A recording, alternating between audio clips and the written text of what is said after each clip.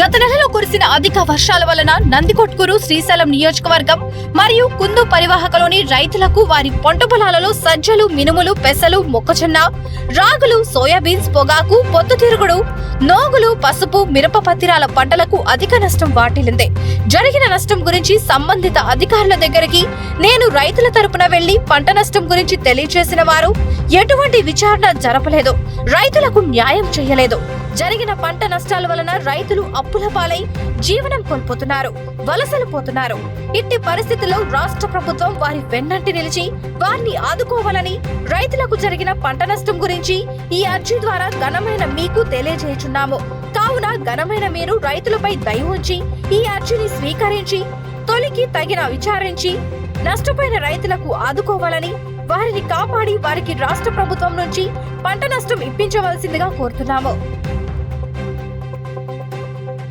మన నంద్యాల జిల్లా కలెక్టర్ గారికి నందికొట్కూరు నియోజకవర్గ రైతాంగం తరఫున, అలాగే నంద్యాల జిల్లా రైతాంగం తరఫున ఒక విజ్ఞప్తిని మేడం గారికి పానెం జెడ్పీటీసీ, ఎక్స్ జెడ్పీటీసీ గారి సమక్షంలో, రైతుల సమక్షంలో ఇవ్వడం జరిగింది.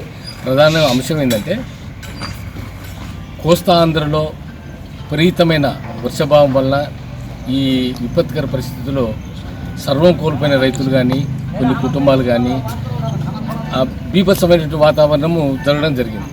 అదే సమయంలో రాయలసీమ ప్రాంతంలో కూడా మాకు కూడా విపరీతమైన పంట నష్టము, రైతాంగం కూడా అంటే 8-9 రోజులు ఒక ప్రాంతంలో వర్షం పడడం వల్ల మొత్తం బంకమట్టి అంటే నల్లరేగడి నేలలు కాబట్టి మొక్కజొన్నలు, వేరుశెనగ, కంది, సోయాబీన్ ఇవన్నీ కూడా పంటలు విపరీతమైన నష్టం జరగడం జరిగింది.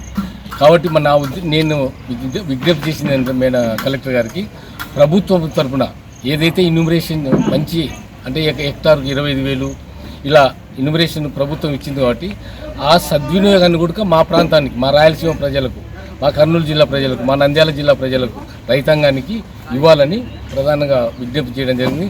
మేడం కూడా సానుకూలంగా స్పందించి ఆల్రెడీ ఇన్యూమరేషన్ చేశారు. ఒకవేళ ఇన్యూమరేషన్ ఎక్కడైనా మర్చిపోతే అలాంటి పంట నష్ట రైతులను, మొక్కజొన్న కానీ, వేరుశెనగ కానీ ఇలాంటి రైతులను ఎవరైనా మర్చిపోతే మరొకసారి ఎందుకంటే నేను చేపిస్తానని కూడా మేడం గారు హామీ ఇవ్వడం జరిగింది. కాబట్టి మేము రైతుల తరఫున చేసిన రిప్రజెంటేషన్ నిజంగా అంత బాగా స్పందించినందుకు కలెక్టర్ గారు కూడా అభినందనలు. ఆ ప్రతిపాదనలు గవర్నమెంట్ కూడా పంపించమని కూడా మేము చెప్పడం జరిగింది. కాబట్టి ఏదైతే కుందు పరివాహక ప్రాంతం కానీ, కృష్ణా పరివాహక ప్రాంతం కానీ, చిన్న చిన్న నదులు ఇవన్నీ కూడా బాగా బీభత్సమైనటువంటి రైతాంగము చాలా కష్టాలు పడినారు. ఆ రైతులందరూ కూడా ఈ ఇన్యూమరేషన్లో చేసి ప్రభుత్వం ఆదుకోవాలని నేను కలెక్టర్ గారికి విజ్ఞప్తి చేయడం జరిగింది. వివిడి న్యూస్ టీవీని తక్షణమే సబ్స్క్రైబ్ చేసుకోండి. నోటిఫికేషన్ కోసం బెల్ ఐకాన్ క్లిక్ చేయండి. మరిన్ని అప్డేట్స్ కోసం ప్రతి ఒక్క కుటుంబానికి ఉచిత ప్రకటనలు వచ్చే విధంగా మీకోసం మీ ముందుకు వివిడి న్యూస్ టీవీని AP5 నందు 99వ ఛానల్ మరియు యూట్యూబ్ నందు వీక్షించెదరు.